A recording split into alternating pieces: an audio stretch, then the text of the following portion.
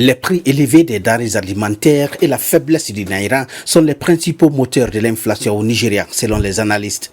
Dans ces marchés de Garki au centre-ville d'Abuja, les vendeurs et les clients se plaignent de la gravité de la situation actuelle.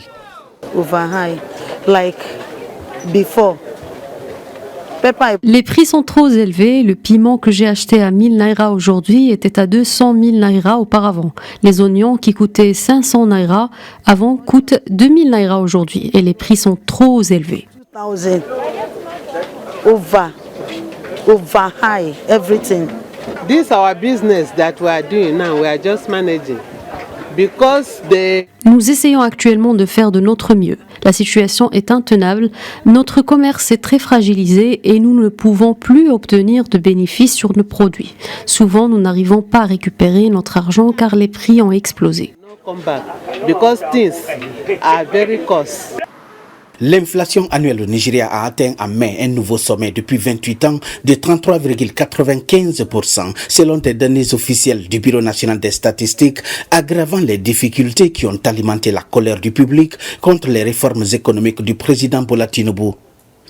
C'est le 18e mois consécutif que l'inflation augmente contre 33,69% un mois plus tôt.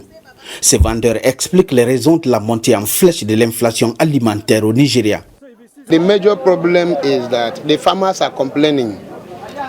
Le problème majeur est que les agriculteurs se plaignent de ne plus avoir accès à leurs terres pour faire leur travail, parce que certains hommes viennent avec des animaux, comme des bœufs, pour détruire les produits dans leurs champs. Ces animaux vont manger tous leurs produits, et quand ils se plaignent, ces gens vont les attaquer. C'est pour cette raison qu'ils ont peur, et donc la production est très faible. Les agriculteurs ne produisent plus. Very low.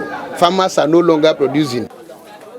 Les pressions sur les prix ont été stimulées par les réformes de l'actuel gouvernement qui ont principalement réduit les subventions à l'essence et à l'électricité et dévalué la monnaie Naira à 2 reprises en un an.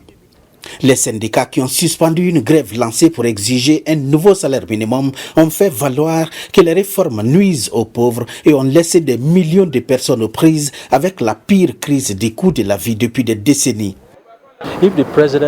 Si le président avait pris en compte l'impact de la suppression des subventions sur le carburant et comment mettre les choses en place pour qu'en supprimant, l'impact ne soit pas ressenti par les masses qui l'ont voté au pouvoir, les choses auraient été mieux. La Banque centrale a relevé ses taux d'intérêt en mai pour la 3e fois cette année en réponse à la hausse continue de l'inflation. L'institution bancaire a indiqué que les taux resteraient élevés aussi longtemps que nécessaire pour faire baisser l'inflation.